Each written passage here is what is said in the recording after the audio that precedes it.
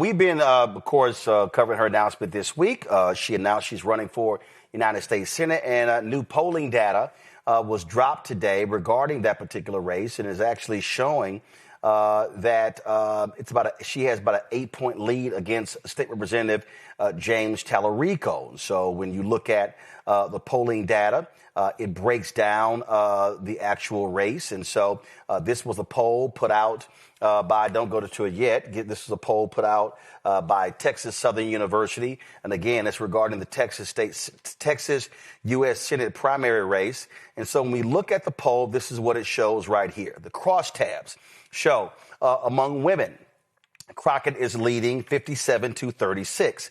Among men, Tallarico is leading 52-42. Among white voters, it's 53-40 Tallarico. Among Latino voters, 51-41 Tallarico. Among African Americans, 89-8 Crockett. Among voters 18-34, this is probably surprising a lot of people, Tallarico's leading 63-34. Voters 35-44, 51-42. This is where Crockett is winning. 55-plus voters, the people who vote the most in primaries and elections, she's leading by 25 points, 59-44. Four-year college degree, Crockett's up 48-45. No four-year college degree, Crockett's up 12, 53-41. Among Democratic voters, Crockett's up 53-42. Among independent voters, Tallarico's up 49-41. Now, one of the things that is interesting that I've been watching this week in this race is that there have been a lot of folks, a lot of white progressives, and some black folks as well, have really been targeting Congresswoman Jasmine Crockett. And in fact, here's a perfect example. This person, Matt Stoller, okay? And so he and others have been posting. This is what he says. I really dislike Crockett's propensity to engage in dishonesty and gaslighting when asked about her views. If you support Israel, own it. Plenty of Democrats do that. Don't lie about your record and insult people with questions. Now, earlier today, she was stopped by Ashley Banks of the Griot, and she was questioned about this here. And let me play this for you. Watch this. Listen to this. I know you've seen it on social media where people are saying that some of them aren't going to vote for you because of this pro-Israel stance.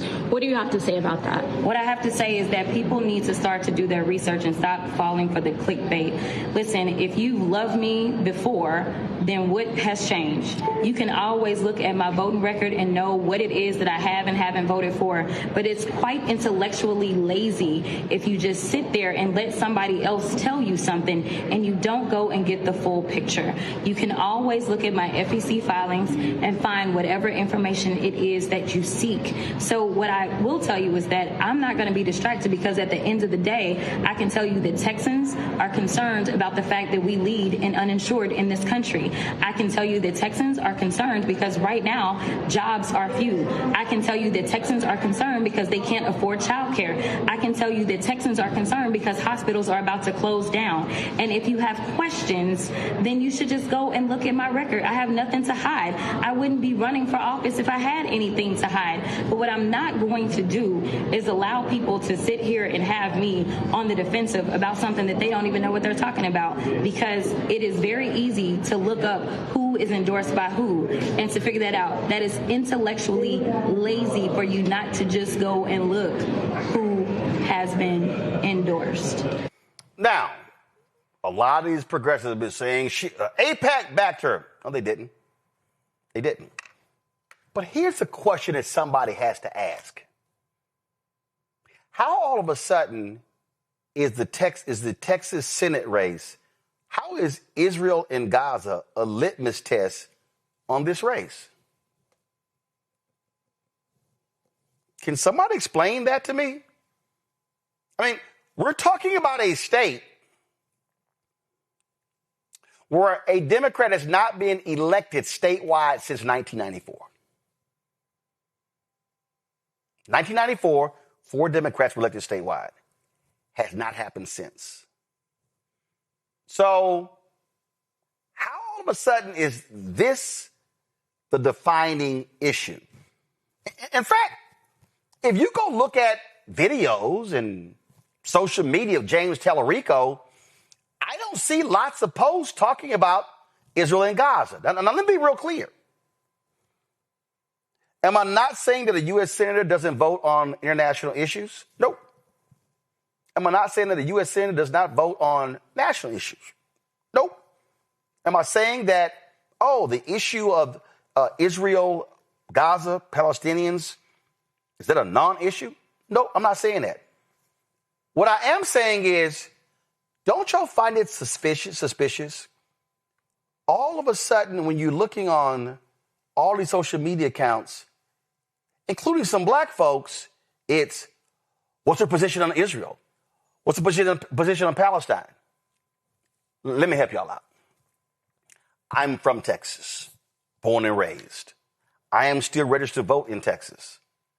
The Texas United States Senate race ain't going to be decided on Israel.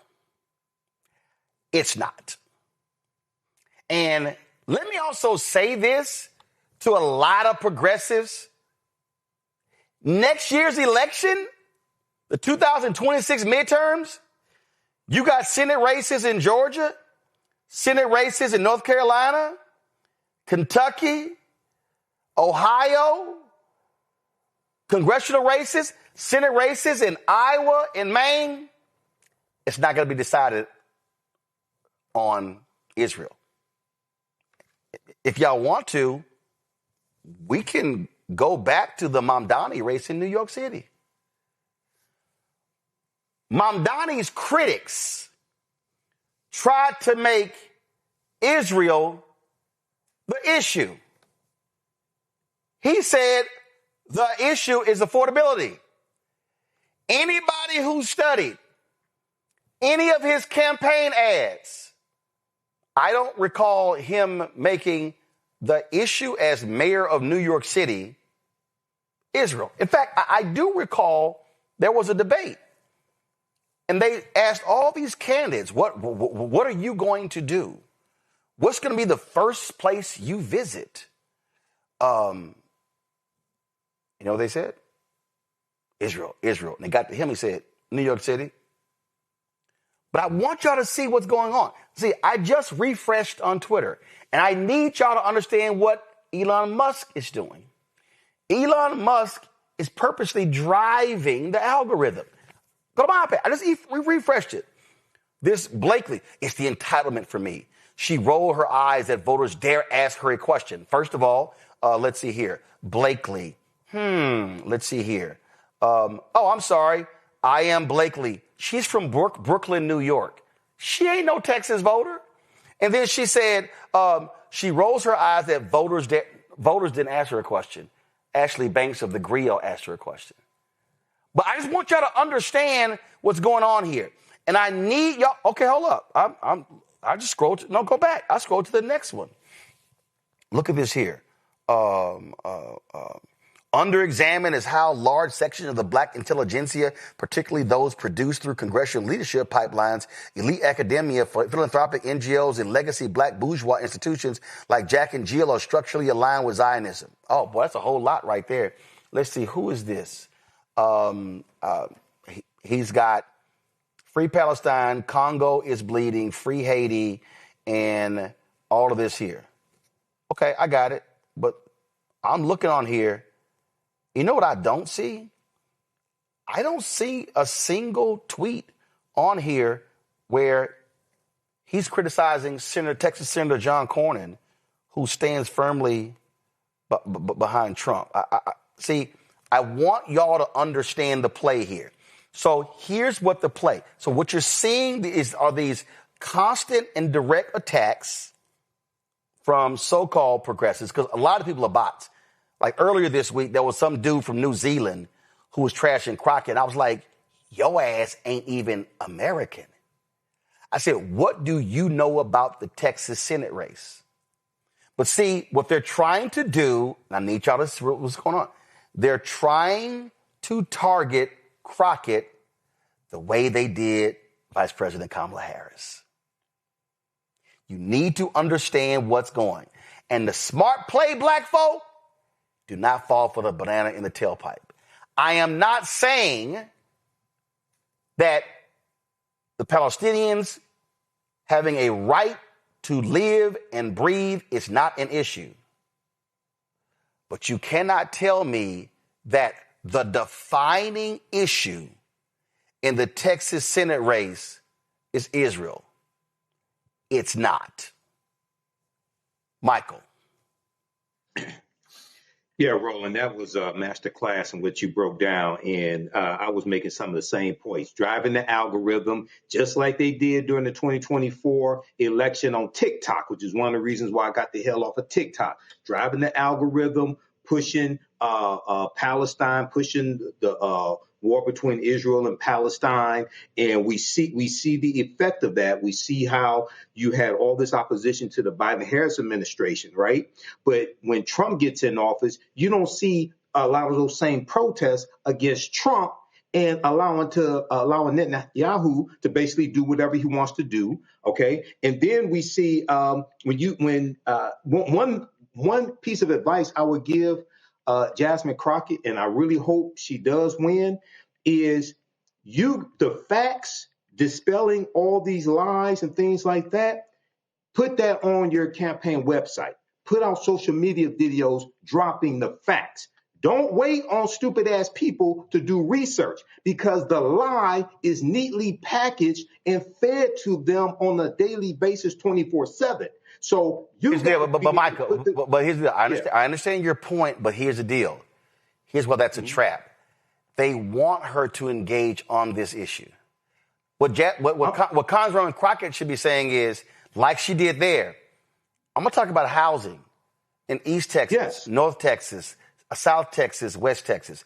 I'm going to talk about jobs. I'm going to talk about affordability. I'm going to talk about what's happening with water quality. I'm going to talk about, that's what you do. Texas voters are going to be talking about determining who they vote for based upon who they can believe will deliver for Texas. So what these people, like this, like some guy I just saw, he was like, he goes, we won't vote for any candidate who voted to give Israel the weapons they use to blow up babies and burn people alive in tents, or anyone that takes money from AIPAC pro-Israel lobby. This is our red line. You have 3 years. Better get started. Okay, so he's been trashing Crockett. Got it. I'll say, here's the question. All right, what's Tallarico's position on this? Is he on the record? I agree. Now, here's the other thing. Okay, let's just say Crockett wins, Matt. So let's say Crockett wins the primary to this particular professor. So you got Crockett and you got Cornyn. Now who you going to vote for? Because we know exactly where Cornyn is. See, this is where folk got to I get you can be a one-issue voter. But right now, there are some people in Dearborn, Michigan who are really upset right now. And they're like, where are the Democrats? I'm sorry, your city voted for Trump. These are policies you voted for because you voted for the person with those policies, Matt. Well, I'm a Texas voter, and I haven't been as excited about having a potential Senate pick as between these two as I am right now. I mean, I think they're both fantastic choices, but I actually think you and Michael are both right. I don't think that it's one to the exclusion of the other. And what I mean is I think Michael's exactly right. I think she should correct the record on her position and what she's voted for and put it on her website. But to your point, I think she doesn't make that the focal point. I think if she doesn't answer it, then she runs the risk of them saying you didn't even answer it. And that's, proof of you doing what we're accusing you of. I think she has to address it, but I don't think she makes it a focal point of anything. And I think you're exactly right about this, and especially as it relates to John Cornyn. You talk about a Democrat not being elected since 1994. I read opinions from before I was alive that John Cornyn issued when he was either the AG or in the state Supreme Court or, all these other positions that he's held. And the point is, this is one of those guys that's been there forever, and he's going to do whatever is necessary for him to stay in office.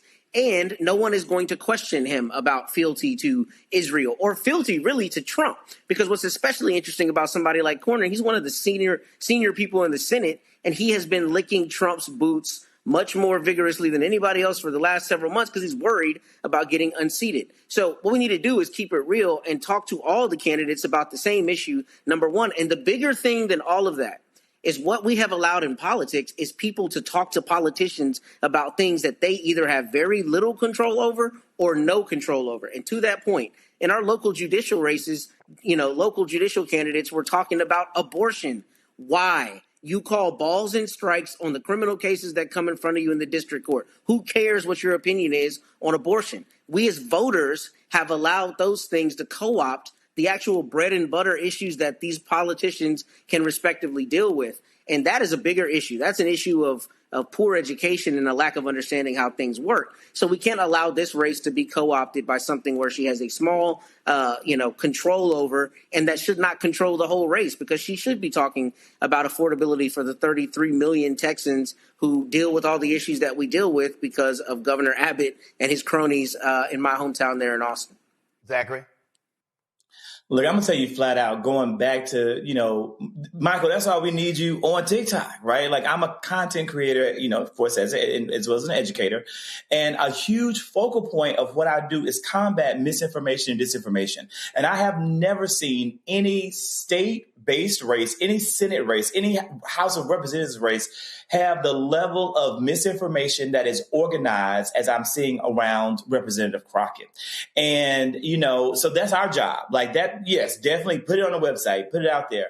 But it's our job as people who care about democracy, who are doing the work, fighting for the culture, fighting for the people, to educate and inform the people. And that's what I do on social media every single day. And I want to also say, when it comes to these people, Roland, when you put up you call them white progressives, white far leftist, and their black friends. Okay. And their black friends, they are out there on social media with an organized attack campaign against Jasmine Crockett, paid for by God knows who. I bet you could boomerang that back to Republican conservative money that wants to see her quickly fall in this race. And what you will not see, though, is the same level of scrutiny of Tellerico. And I get that he might be, for somebody, a great candidate or a great person, but I want to say publicly on this platform that I don't feel this man is qualified anywhere near the level of Representative Crockett. He has some more work to do. He has some more growing to do. And when it comes to how to reach black people, when it comes to how to reach black people and the issues that are germane to us, he has a lot more research and learning to do. And when you talk about the issue of AIPAC, when you talk about the issue of Israel, when you talk about that, and where Jasmine has voted, don't you dare not talk about where Tellerico has voted. Don't dare forget the fact that during the third special session of the 88th Texas legislature in October of 2023, this man voted with everybody else to support and affirm Israel. That happened. He's on record having done it. It's right there. In addition to that, please don't forget this man's number one donor in 2024 being Donald Trump's best friend and your Texas homegirl, Roland, your Texas homegirl, Marion Edelson, being his number one donor. That to me tells me where this man's loyalties lie, not about Israel, but about the people who are funding him and maybe why they're funding him. That needs to be a part of the conversation too. I'm sorry. So I just want to bring it up. I just want to show folks this here before I go to a break on my next guest, and that is here. So this is what it says. Black women are supporting Crockett per this poll, 92-6. Black men, 84-12. Latino women are supporting Crockett, 49-41. White women are supporting Tellerico, 46-45. Latino men are supporting Tellerico, 61-33. White men are supporting Tellerico, 62-32. Now, why am I showing y'all that?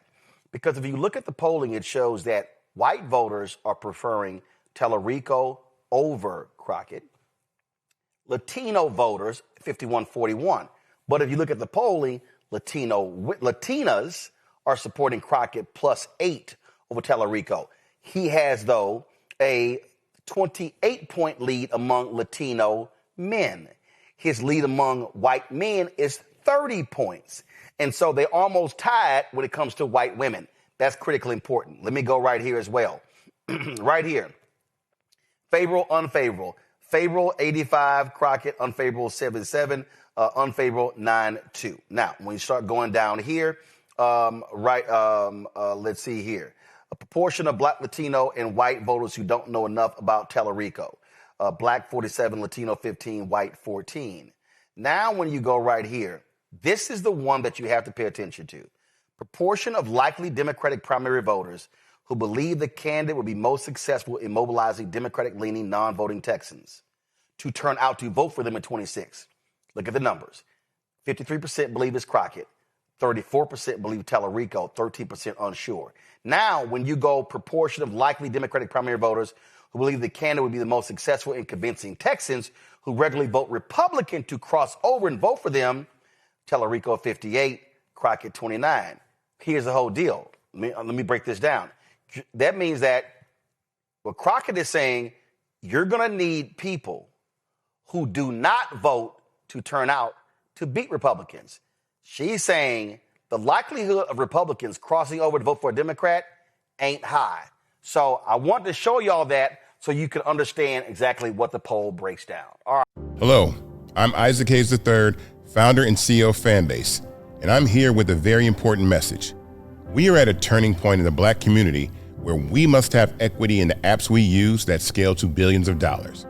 But this time, we own the infrastructure, we own the culture, and we shape the future. And Fanbase is the future. Fanbase combines the free functionality of Instagram, TikTok, and YouTube into an all-in-one platform built for the evolution of social media and monetization. With over 1.4 million users, that's real proof that we are shifting the conversation of tech ownership and equity for creators. So right now, I want you to go to startengine.com/fanbase and invest today. The minimum to invest is $399. That gets you 60 shares of stock in Fanbase at $665 a share. This marks a turning point in Black ownership of social media. If we don't take this opportunity to own social media right now, we will always be customers to our own creations. And that can't go on. So once again, go to startengine.com/fanbase and invest today. We must own the platforms where our voices live, our stories matter, and where our culture drives the world. Thank you.